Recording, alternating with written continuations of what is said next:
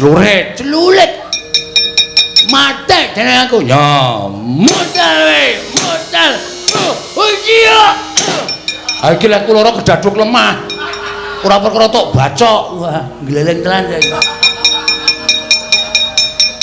penjang lek kunyile nggone cah klithih iki ya mate wah berarti klithih iki gaweanmu wah cerewet tutuk botol ya kok ijo anggul lah apa-apa ora apa-apa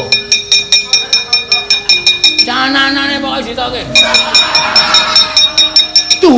tumbaknya mati modal edian lah apa-apa ora apa-apa dina iki lan tekan mangsa kala iki putramu wis dungkap dewasa ibarate kembang babar gondo arum wekasan akeh kang kepadha kepengin ngincuk marang sarining puspita mau Koko Prabu wale-wale menapa estunipun menawi sampun tanpa duka dawuhaken menika kepara nyata lan kepara saestu lho bener inggih saestu lah kok dadi siade entuk putra angkut mau lara-larae piye nalika semanten ingkang rayi nedeng badhe nindakaken manembah dateng purbaning Wang Mahanasa wanci tengah ratri dumadaan boten kanthi kanyana-nyana jebul wonten satunggiling kenya remaja ingkang mapan wonten ing sanggar pelanggatan sareng kula dangu wanita kala wau prasaja kalawan ingkang rayi boten dadah boten pernah boten kagungan tiyang sepuh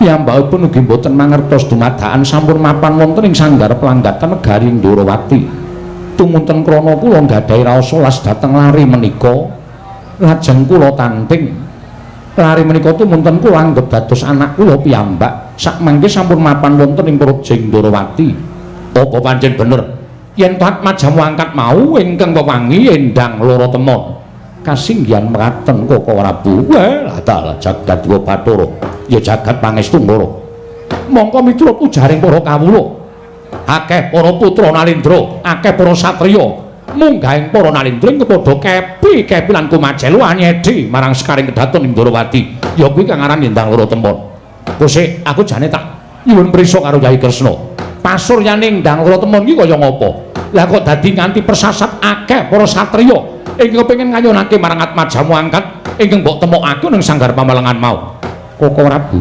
mboten nyono-nyono menika laring keng mboten dadah mboten pernah nang menawi paduka nyumurupi dhateng pasuryanipun anak kula pun endang lara temon embanipun kadidene widodari ing Tenggonyang wonten ing Madyapada tegesipun widodari ingkang darat wonten ing jagat Koko Prabu kaladal jagat dua Bathara ya jagat pangestu loro lha iki ngene sambung rapeti apa to sababe dene pun kakang nyatakake lawan Siadi yen to Siadi kagungan putra angkat Yai Prabu mak ngastina utusan lawan pun kakang yen to kinen nglamar lawan Atmajamu nglamar marang Endang Loro Temon sabab wis ana sak candra etung lungganing dina samengko iki putra nata ing Ngastina Atma Jendra ing Ngastina ya kuwi Lesmana Mandra Kumara persasat kaya dene wong edan kaya wong Bambung turut ngurung bareng didangu dening Kyai Prabu Ngastina ngaku yen to gandrung-gandrung kapirangu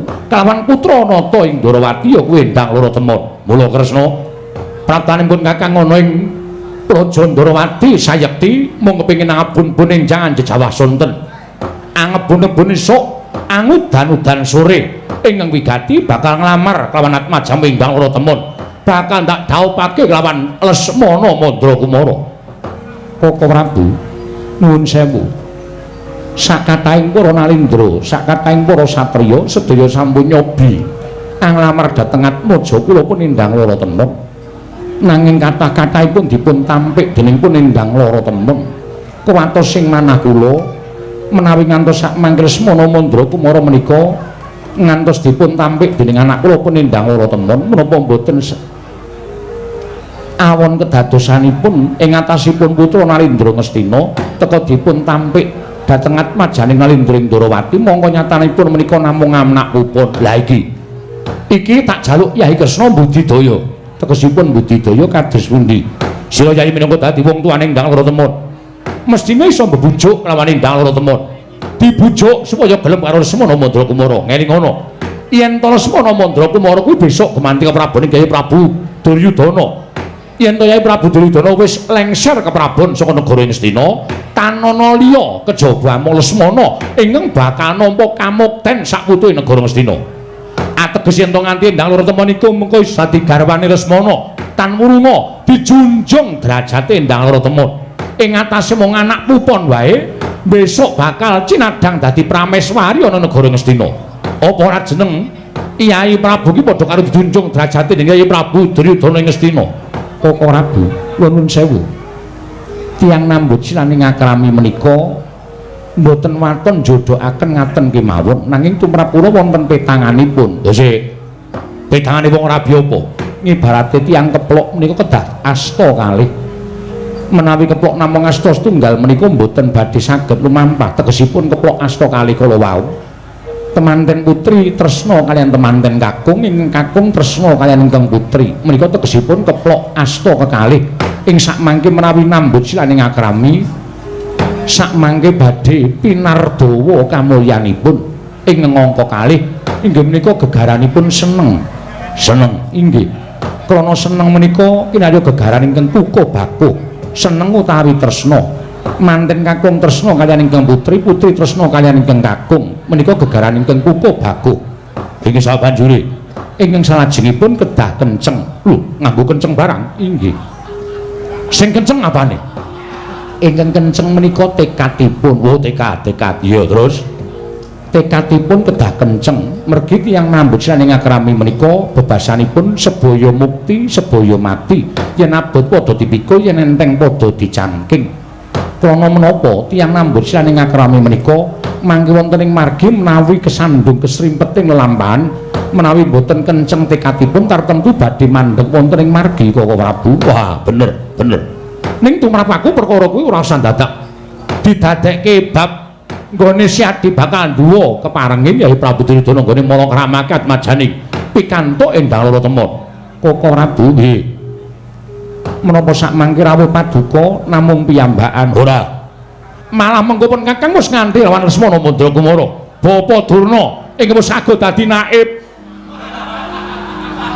bakal mala kramake Lesmana Mandra Kumara kaliyan Sloro Ireng utawa si Lorotemon. Yen nganti mengko iki Kyai Kresna maringake manten lanang bakal tak unggahake ning Datulaya. Yen perlu ana ing kene sisan didhawuhake Lesmana Mandra Kumara karo Endang Lorotemon. Kyai Kresna ngantos kawontenanipun kados mekaten Lesmana Mandra Kumara anggenipun gandrung kan anak kula inggih menapa ning Endang Lorotemon. Wis kaki jajal sawangen apa sira Yayi ora mesake karo kahanane ing atase Lesmana Mandra Kumara kuwi anak ratu, kuwi putra Nalendra.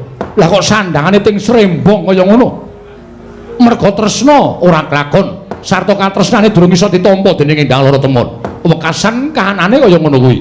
Bapa Durna, oh kula wonten maring adawuh.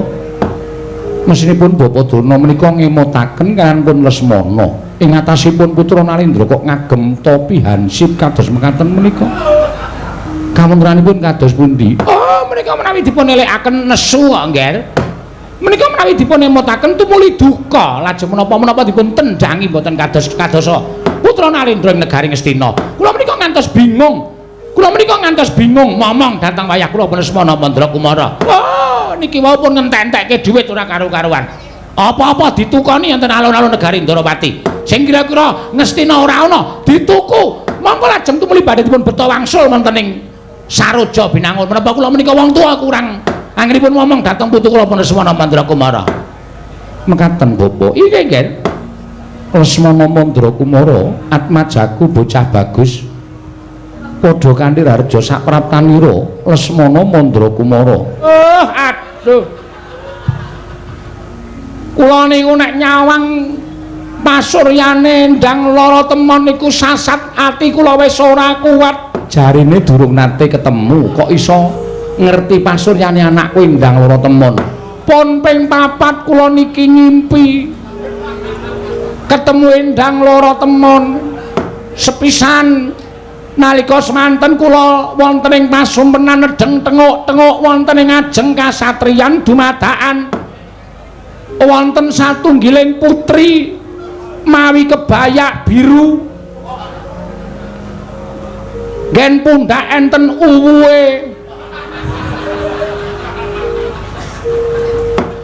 ledang-ledang terus kula takoni kowe sapa nduk ngaku nami Endang Loro Temon lah karepmu ngopo kok tekan kene niki teng impen lho wa iya kula meng cerita iya kula kepengin suwita lan Raden Lesmana Mandra Kumara sakal kula candhak tangane kula gandeng lenggah wonten ing dampar kasatriyan terus kula tanting nek kowe seneng tenan karo aku ya seneng karo kowe bareng ngoten terus kula jak teng jero kasatriyan kula kandha karo Endang Loro Temon. Endang Loro Temon kasatriyan semene gedene kitekmu kabeh kae kreta kencana pirang-pirang kitekmu kabeh aja nganti duwe rasa wigiring ring apa kok kabeh tak kekke kowe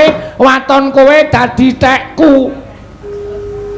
Endang Loro Temon boten semaur ming dungkluk kalih guyu ujaring para sepuh wong wadon niku boten tau gedhek karo anthuk anane ming guyu kalih nangis nek nangis niku wegah nek guyu niku purun cetha nek Endang Loro Temon purun kalih kula boten sranta rasaning ati boten kuat nyawang Endang Loro Temon kula glandang wonten ing patenggan sak banjure wah isin kula ajeng ngomong ora apa-apa iki nang kene piyai sepuh kabeh kula bapa Endang Loro Temon kula tibake enten ing kasur babut bareng wonten lap ilang impen kula rampung kula grayah-grayah tak kira Endang Loro Temon teng jejer kula bareng kula grayahi kucing Candramawa kucing jaratan keparat kucing kula candhak kula banting jarene wong tua nek ngimpi urung tutuk kuwi bantale kon malik bantal kula walik tinggine mubal terus sare meneh sare mleh jebul ngendikaning para sepuh menika leres nek ngimpi rong tutuk niku bantale diwalik iso diteruske impene lah niku nyata ning ora ketemu Endang Loro Temon pun ganti wedokan ketemu sapa bakule mie ayam sir-sirane Bapak Durna hus ora sak kaya ngono kuwi Lesmana. Aku kira tau piye-piye. Alah, sampeyan rasa dadak kumbi rasa sela. Nek sore tuku mie ayam teng lor pertapan Sokalima, bakule lemu. Sikile gedene ra jamak-jamak. Ya wis ben, wis rasa tok gagas. Mulai saking menika wa kula nyuwun kanthi sanget Endang Loro Temon kepareng kaparingna dhateng jasad kula. Menawi wong Prabu mboten marangaken Endang Loro Temon trimah kula suduk salira mboten nyumurupi gelaring jagat miwahe seming rembulan ajeng kula cupet umur kula dumugi semanten kemawon wa kraton kok ngetoke kaya ngene. Heeh. Petruk dalem ana wigati apa Petruk sowan tanpa tinimbalan kepareng aturaken tebah Siti Sekul binunteling ron kelapa apuran tambo bilih wonten lepat kula nggih kula munjuk atasa paduka Sinten Prabu Kresna ing Ndarawati iya ora dadi ngapa Petruk sembah nuwun ndungkap angka kalih kula menika badhe munjuk atur sowan kula menika mboten saking pikajengan kula pribadi menika mboten mewah mboten saking pikajenganipun adhi kula Bagong menika ugi mboten ning kula menika dapur dipun utus Bapak Semar lho diutus dening bapakmu Semar nggih. Lah wigatine apa Panakawan? Mugi dados ning kawuningan bapak niku nuwun sewu. Anake bapak niku saniki ora ming 3. Anake bapakmu Semar ora ming 3 mboten. ning papat. Papat sapa wae sing tak ngerteni ming kakangmu Gareng kowe lan Bagong. Lah kok hitungane dadi papat? Nggih. Mergi ora suwe, dereng suwe niki bapak niku ngepek anak. Bapakmu ngepek anak sapa? Ah, kacariyos mekaten. Nalika semanten bapak niku ajeng nglakoni salat luhur. Iya, teng langgar sisih kulon daleme bapak niku nak wonten langgar alit. Teng riku niku bapak niku kaget bareng arep mlebu langgar, kok bapak niku krungu ana wong nangis. Ana wong nangis, bareng langgar dibuka, bapak kaget jebur sakjroning langgar niku wonten nom-noman sing wis ndungkap dewasa nangis teng riku bareng ditakoni, "Lha kowe iki anake sapa? Kowe iki saka ngendi kok nangis nang kene?" Lare niku bingung, kula niku mboten duwe omah, mboten duwe dadah, mboten duwe pernah. Kula niku ora ndek bapak, ora ndek simbok. Kula ya bingung kok ngerti-ngerti kula teng mriki niku janjane kula niku anake sapa, terus kula kudu pripun. Lah enten niku bapak terus ngundang kula Gareng kalih Bagong, kalih sawetara masyarakat, punggawa-punggawa masyarakat diseksekke sisan teng mriku. Diseksekke teng kampung, nek niki bocah niki dipek anak karo bapak. Lho, bapakmu ngepek anak bocah mau nggih. Gandeng bocah urung duwe jeneng, karo bapak dijenengi Bambang Senet. Oh, Bambang Senet nggih. Apa wonge ya lucu kaya kowe karo Bagong ngono? Mboten. Wah, sampeyan nek ngerti anake bapak sing terakhir niki, ora percaya nek anake bapak. Pikiran sampeyan mesti bapak niku selingkuh. Lho. Kok selingkuh piye to, Gong? Anake beda karo awake dhewe kok. Senet iki bagus dhewe. Bagus. Nggih. Sampeyan nek ning ya cetha pirsa, Nding. Sampeyan nganu to kali Ndara Janaka pun apal pasuryane to? Iya, ngerti. Hah, mirip. Mirip Ndara Janaka. Niki kula malah semelang e. Lho, semelang perkara apa? Saploke Senet dipek kali bapak dadi anak niku kok bojo kula ora tau nang omah. Lah ning ndi, Gong? Mbah kerep nang omahe bapak kok gek nglenceri Senet kuwi. Nah, maksudnya bojomu seneng karo Bambang Senet lho, Pak? Heeh, ketoke. Ha kowe piye? Arep tak kekke kok. Lho. Arep tak kekke. Heeh. Amargane aus males. Jelau. Lho, ha kuwi sing kaya ngono kuwi sing ora apik. Biyen kuwi pilih-pilihmu kok saiki jelek. Salahe saya suwe-suwe saya ora iso omong. Bojo kok suwe-suwe ora iso omong. Mbok kowe kena penyakit corona lho, Tru. Corona itu penyakit bisu kok lho. Corona itu komunitas Rondo Anyaran. Dadi bojoku arep tak lebokke dari komunitas kaya ngono kuwi. Lambemu kowe modaro. Cuak gedhe cengelmu ae. Ana wong urip apik-apik kok modar. Lah terus wigatine, lah sasamunipun Bambang Senet menika dipun aku dening anak. Sawetara Bambang Senet menika mapan wonten ing Karangkadempel. Terus jebule Bambang Senet menika nuwun sewu, meneng-meneng matur karo bapak nek Bambang Senet niku pengin rabi. Bareng bapak niku nakoni karo Bambang Senet, "Lah sapa le sing arep tok rabi, anake sapa? Apa tangga desa? Apa pancen saka Karangkadempel kene?" Bambang Senet niku prasaja, "Mboten, Pak. Kula gandrung kula kepengin rabi kali putra Ndarawati sing nami Endang Loro Temon." Bapak niku apal kali putra Ndarawati, terus dawuh kare kula, "Truk, coba kowe sowan ning Ndarawati. Apa sih nuwun Kresna kuwi kagungan putra sing jenenge Endang Loro Temon?" Nuwun sewu sowan kula menika nanjihaken menawa saestu panjenengan kagungan putra ing nami Endang Loro Temon. Petro, dalem. Aku uga darbi anak angkat. Nggonku nemu uga ning sanggar pelanggatan. Lho.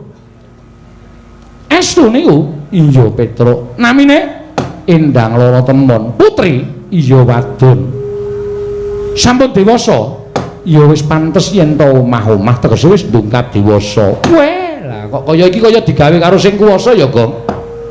Bapak duwe anak wong lanang nom-noman muda gedhe mongko wis ndungkap anu palakrama sinuwun Prabu Ndarawati kagungan putra angkat wujute putri. Berarti betul. Heeh. Jenenge Endang Loro Temon. Heeh. Wis cekak-cekak terus. Gak dilamar ketoke iki ya kedayah ngene iki. Nggawa Lesmana barang ketoke ya mung arep do kepengin ngarepke Endang Loro Temon iki kudu dhisik-dhisikan. Nek nganti dhewe kalah dhisik, Bambang Senet adimu ya adiku mengko kagelan atine kowe karo aku malah ngrekoso leneng-nenengi karo Bambang Senet. Engko nek iki Dora trima Ndara Lesmana Mandura Kumara tekan kene nglamar Endang Loro Temon, nek adi nglamar Endang Loro Temon nek padha-padha ngarepke terus gawe geger dadi geger piye kok. Kowe gunane apa nggawa aku? Hah? Gunane apa nggawa aku? Kowe mung kari omongan, engko nek Durna, Sinuwun Mandura, Lesmana iki padha-padha nglamar Endang Loro Temon, nek Dora trima kowe mulya sik. Wong telu iki sikate kabeh. Mbok nek omong nganggo aturan, Gong, dume cangkeme jembar kok nek omong kok sak karep-karepe dhewe. Iki serius iki. Mergo aku ditangisi karo adikku tenan. Tur aku tresna karo Bambang Senet. Nek Bambang Senet ora kelakon jawab mung perkara kalah karo Lesmana anak ratu ning Kocluk. Wis cangkeme. Iki ana Begawan Durna ana Sinuwun Mandura barang kok. Nyatane ngono kok nuwuni apa? Ya tak rembuke sing apik-apik. Mlengking saking menika sinuwun gandeng panjenengan sampun kagungan putra ingkang nami Endang Loro Temon. Kula nyuwun nganti sanget paduka maringna ingkang putra pun Endang Loro Temon badhe kula boyong wonten Karang Kadempel. Badhe kula dhawuhaken ngantun Bambang Senet adi kula. Petro, nun. Sowanmu kurang cepet sebabe wis ana penglamar sing tekan kene luwih dhisik tinimbang kowe. Sinten? Koko Prabu Mandura, Bapa Begawan Durna nganti Lesmana Mandura Kumara nglamar Endang Loro Temon. Mula tak jaluk kanthi banget kowe ngalao, Petro. Kowe ngalao. Anakmu Bambang utawa anake bapakmu Bambang Senet kon golek wong wadon liya. Aja ngarepake Endang Loro Temon, mergo Endang Loro Temon iki mengko bakal tak tanting. Yen pancen gelem dinaut dening Lesmana bakal tak paringake utawa tak caosake marang Koko Prabu Mandura. Nang yen ora gelem, mesine Koko Prabu Mandura bakal adreng nggone mboyong Endang Loro Temon. Mergo Lesmana nggone tresna ya wis kaya ngono kahanane Panakawan Petro. Mula kang sangka kuwi kowe ngalao. Ngalao bali. Nyawane adi kula. Nyawane adi kula Bambang Senet.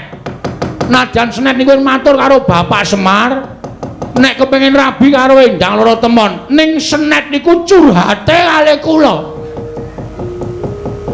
Senet niku toke gegembolane ngatine karo Bagong. Mas, nek sampean mengke diutus bapak teng Karang Ndarawati, nek nglamar Endang Loro Temon, nek Sinuwun Ndarawati ora ngeparengake sampean dadi seksine.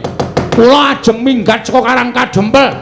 Kula arep mlaku nganti sak pati kula. Lho, niku napa ora mesake? Ning nyatane kowe kalah dhisik. Iki ora perkara kalah dhisik. Gong, sabar, Gong. Sabar halus wae, sing tenang, sing ikhlas, sing sabar. Ora usah nyenthe-nyenthe kaya ngono kuwi. Kowe meneng ora wae, ora meneng gak dupaki pisan kowe. Santai, meneng urusanku. Ya. Nedetku, engko. Ayan. Niki ora perkara kalah dhisik. Sing jeneng manten niku wong rabi niku ora perkara dhisik-dhisikan. Ning perkara antaraning manten lanang karo manten wedok niku padha tresnane apa ora? Tur sampean kudune iso menggalih. Sampean niku Narendra Titih Sang Hyang Bathara Wisnu lho. Komeng sak kepenake dhewe. Anake arep dipek karo Lesmana Mandra Kumara. Apa jeneng sampean niku ora nyengsarake karo anak sampean? Lho. Nyengsarake perkara piye, Bagong? Nyengsarake piye? Ora sak penakmu dhewe ngucap nang ngarepe Kyai Prabu Ndarawati. Sik, iki arep gayeng ki, Truk. Kowe tenang, kowe tenang. Aku tratapan kono minggatno. Ngono kok wedi. Sinuwun Mandra wis melu omong. Aun dhek cangkeme kok melu omong. Tenang wae to. Niki ora perkara kalah dhisik, ning perkara jagat-jagatan iki. Serius aku omong tenan iki. Tinimbangane kula bali ngabarke nek Senet ora iso kelakon jawab karo Loro Temon, adi kula mlaku nganti sak patine. Wah, lah kowe ngatasi derajate gedibal pitulikur wong elek nyolok mripatmu Bagong Ndrawili ucape kaya grojogan nyerwete kaya bethe sepun Bapak Tegaran. Bagong, diar kowe. Apokmu wong nek omongane ora tau ditata ya entuk-entukane kaya ngono kuwi. Kowe iki ditimbali Sinun Mandura kok. Bagong. Kowe aja meneng wae. Kowe nak timbali wangsulan. Ngladeni wong ngene iki sareh. Wo. Lah piye tengah ora dadi? Sareh. Udawa rasane bake simbal barang apa kowe? Sareh.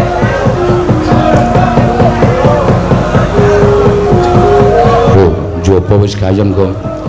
Ayo sing ngarep linggo sing buri mulih. Lho. Ngarep linggo sing buri mulih ora. Ana Ndarawati iki luar biasa. Sinuwun Kresna ki nek muni lagi lenggasine waka masyarakat sing padha rawuh kebak uncep-uncepen ora muat, Tru. Ha iya. Bagong kowe tak jar rembugan. Oh iya ndeng lali. Kowe tak jar rembugan malah ngurusi wong ngono-ngono yo. Pripun? Karepe pripun? Hah? Ora usah getak-getak. Sing alus, sing santai. Ora usah dadak pripun-pripun. Kersane nimbali kula. Kowe mau ngopo? Hah? Kowe mau ngomong apa? Piye ta kowe? Kowe mau apa? Kowe mau ngomong apa? Ngersani Nyai Prabu Kresna. Kowe ngrasani kaya Nyai Prabu Duryudana ngrasani karo putra Nata Ngastina ya kuwi Lesmana Mandrakumara. Tekane Nurgara Ndarawati dhisik Baladewa tinimbane Bagong. Mula wis bener kowe bali. Kowe bali ya kandha karo adimu anake Semar sing dipek. Dening Semar jenenge Bambang Sen mau dikandhani nek Endang Laratemon bakal digarwa dening Lesmana Mandrakumara. Yo mulai yo Gong yo. Ayo mulai aku wis tratapan iku. Gong gagah. Wah, duwe cerewet idoni tenan. Wis ta iki perkaraku Sinuwun Mandura ki nesu. Aku ngerti apa kaya ngene kok nyanyi. Iki nesu ngene iki. Nggo nek nganti duka tenan tak tandangane. Santuy. Waduh. Santuy yo santai, ora ngerti basa milenial. Pripun kersane? Kowe bali. Nek kula bali adik kula lara ati, adik kula mati. Kula mau nek kon bali, tegese nek ora bali wani karo Baladewa. Nun, tegese kowe nek ora bali wani karo Baladewa. Nek kowe ora gelem takon bali tegese kowe wani karo Baladewa. Ya ngono wae piye? Kowe piye ta iki? Ora tahu ngerti kondange Bagong. Bagong tuh nggak pernah takut sama siapapun. Asal Bagong benar dan berada di jalur kereta api. Ora tau somong kok ngawur. Nek kula ngladani karo adik kula mbelani karo adik kula niku tumrap kula bener. Wong kula niku kakang. Dadi nek nganti adik kula menika mboten kelakon dawuh karo Endang Laratemon, kula bali dadi jalaran patine adik kula getuni urip kula selawase urip. Luwung kula mati teng mriki. Walah dalah uga. Tegese wani karo Baladewa sing nawedeni apamu wah kuku karepe dhewe. Wani karo Baladewa ngendi papan neter kate dayan. Diar. Awet ditenan kok iki kok. Aku tak metu dhisik kok. Bareng. Kula wedi nek digetak Ratu Mandura Prabu Baladewa. Ayo, nanti papan neter ayo dijajal kowe karo aku menang ndi? Kowe iso ngalahke Petruk. Kelakon boyong Endang Laratemon. Wah, mati dening aku bola caedan kan Bagong. Lah terus kowe arep ngopo? Kowe nesu-nesu ki mau kok nganti ora nantang Koko Prabu kowe arep ngopo? Ha iki mungsuhe sapa iki? Iki tenan ra ana kegiatan. Oh, Bagong aku ora melu-melu. Wus. Kudu melu-melu. Mergo kowe tekan kene nggawa Lesmana Mandrakumara. Ayo. Petruk wis mungsuh karo Baladewa. Nek Durna ora ndek mungsuh, cetha ora gayeng. Iki sing do dinteni kowe dikepruki nganggo glugu ndiasmu. Ah, Bagong. Aku lagi ora enak badan, Bagong. Aku lagi mau nek kon perang, kudu perang. Ayo, kowe pokoke kudu gelut karo aku. Petruk mungsuh Baladewa nggo ngapa? Durna meneng wae. Oh, Bagong aku ora perang, aku mau perang tenan, Bagong. Aku kesel tenan bae ora gelem metu njaba atok kene-kene wae. karepmu piye ora gelem metu kowe sing marahi Lesmana Mandrakumara nglamar Endang Raratemon. Aku brablet tenane, ora minggat aku sing arep minggat.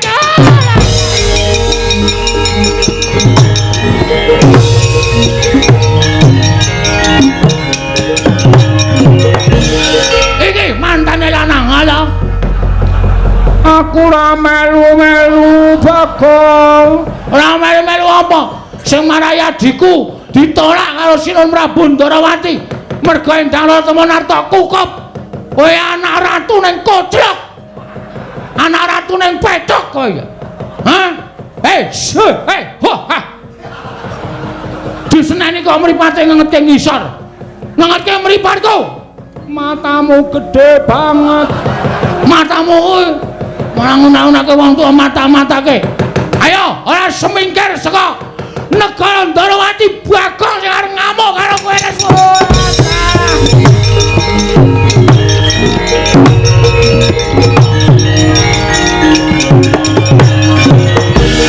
iki ya ngono. Ana kanan kaya ngene kok Sentyaki minangka senopati Ndarawati meng meneng wae karepe piye? Hah? Aku ora nesu ora sapa tak nesoni. Ya wis. Kapok kowe. Seneng kowe angguyu ta kowe. Kaya wong ditotho kapok kowe. Mboten Raden. Wani kowe. Mboten. Utawa ya ngono, Prek. Ya wis, ya wis. Wis ora ana sing tak seneni. Hei. Sama kowe. Nami kula Tariem. Untuk bojo sampun pejah. Mati ya? Inggih. Corona berarti. Inggih. Aku ya dadu. Anu dudo. Dudo kok muni dadu lah. Kene ngarep kene.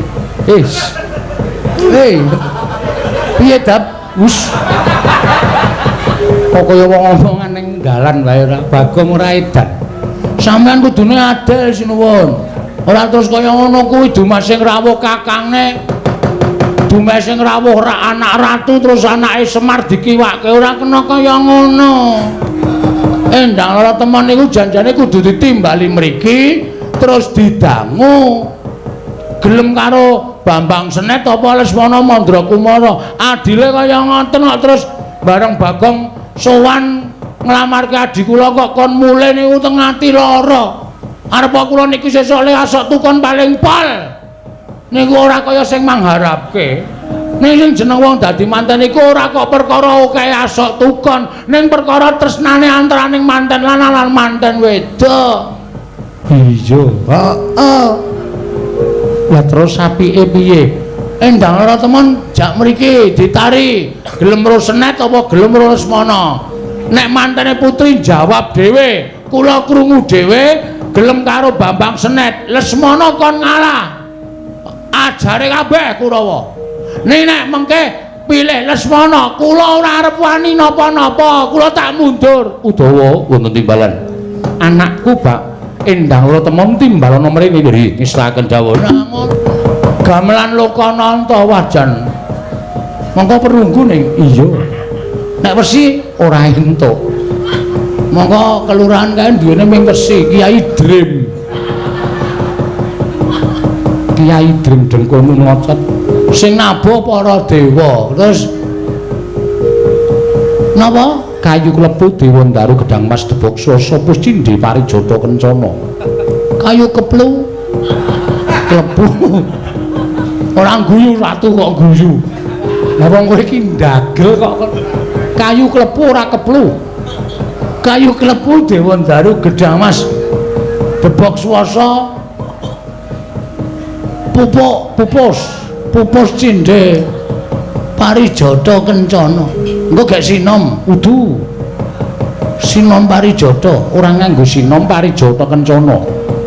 Sing nabuh gamelan Lokananta kudu ratu 1000 negara. Wis, Net. Ra sida rabi, Net. Wis ya golek sinden sing tuwa-tuwanan wae, Net. nggo gajul-gajulan. Mangane golek anak ratu ora kelakon. Gelem ranet wis engko tak tepungke Prastiwi. Asik tenan ya. Nek arep mati nom ya peken kowe. Glundung-glundungke beres wis ora. Mangane entuk endang lara temon kok dadak ngrekoso golek gajah, golek kethek, golek gamelan. Bapak iki kayane sepira to, Net? Bagongan. Aku percaya bapakmu ki wong pinter.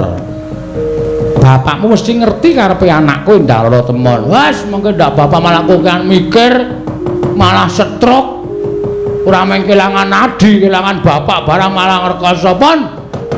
Lan utusan saka negara Ngastina samengko mesti bakal dadi dartaning tumanduk ana ing Projing Ndarawati.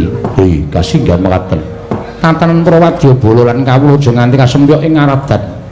Upama dadi Bandayuda, aja nganti nyempyok marang ngaten remaning kawula. Nggih, ngestakaken dawuh. Babar pisan budal kang padha sibuk ingsun kundur kedaton. Mengko ingsun pribadi ingkang bakal merpeki lawan Koko Prabu sartane misange padha andon pupuh nuwun ngestakaken dawuh. Dun pamit madal pasilan sing ati-ati aja kaya bocah cilik kaya wis ora ana dawuh manah Kakang Pati Udawa. Purna gatiring paranggilan. Saudasa kundur kedaton jeluk saking dampar karo kira-kira gambaran gading kadhiraken sangganing Promban Cedi. Manggung ketanggung Joko Palurun sami ngambil bataraning keprabon kawis tinggal saking Mandrawa. Tindak nyosri Nararata lamun katinon saking Mandrawa. Lamun katinon saking Mandrawa kaya tansah jejengkaran tindak nyosri Nararata wau. Ora sida dawuh karo endang lara temon. Gedene kula nyumurupi patine adi kula Bambang Sret luwung Petruk mati teng mriki. Bagus. Yen ngono wani karo Kartowarma. Apamu sing tak wedeni? Petruk aku wong loro. Ora wedi. Apa wong 5? Petruk niku nek kumat bacot wani ngenten iki aja kok di krubut wong loro, krubut wong 3, 4, 5 Petruk ora bakal wedi. Kurawa maju 100 bareng, ora bakal tak tinggal loncat. Ora braban suaramu. Wani marang aku tak tunjung akhirat nyawamu. Kene merganing pati Petruk, mang maju ora usah dadak kok kan gunung tanpa guna. Sampeyan apa kula sing tekaning pati enten papan mriki? Ngaten mawon. Tinimbangane nantang suarane kemewat kaya ngregem jimat kaya wani njlat besi abang kaya wani mecah besi gligen nek ora dadi nyatane kendara dinetani Kartowarma kendara dening Katang Sotama kula ladeni Ndara mlocot iki jenenge celulut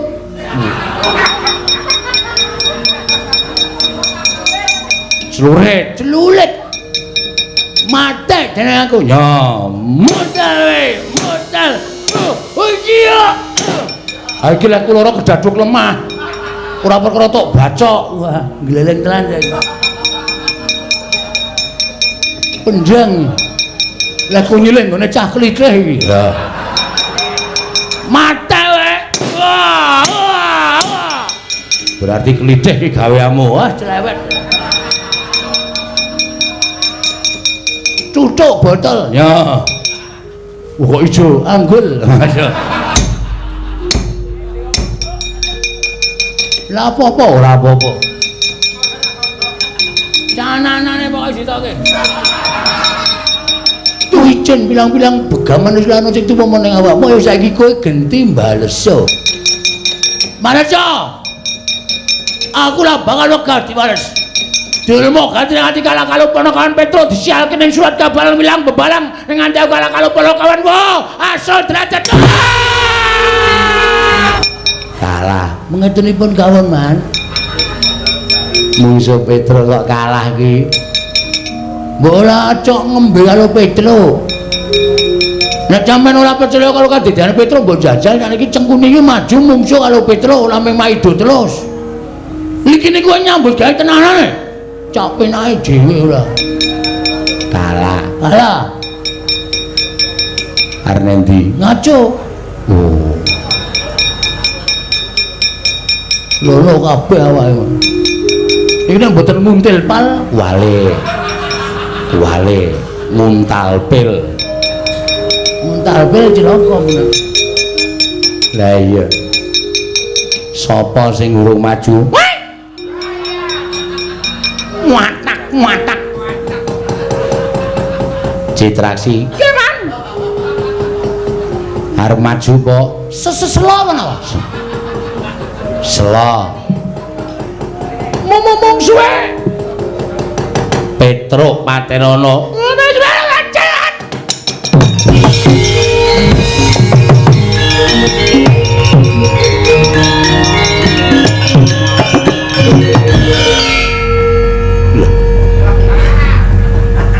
Wis rampung po? Pun. Kok cepet? Kula niku nyambut gawe ceket. Wis rampung. Pun. Ora kowe iki mau rono ngopo? Sampean ngomong napa? Petruk Patenono. Lho. Petruk to? Heeh. Lah krungumu. Wah, salah komunikasi, Man. Krungu kula Citraksi ana krupuk entekno.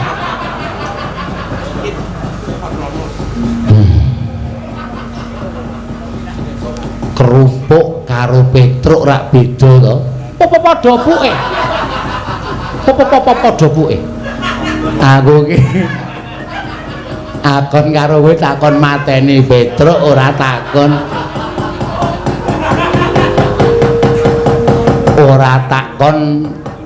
ngentekke kerupuk. Sing wingi ya kleru. Sing wingi dek enten Petruk sampeyan ngomong Petruk Patenono ning kula niliki cakruk. Aduh. Terus maju. Mungsuhe Petruk, mbok modar nek wani. Ora wani. Mboten. Lah terus cenanangan ki mau ming apa? Gayang ki, Man. Supaya aja sepi, Man. Aduh nggih anak Prabu Mandura. Kados pundi kawontenan menika Kurawa mboten monggo pun ya mungsuh Petruk kanthong bolong kula semanggaaken.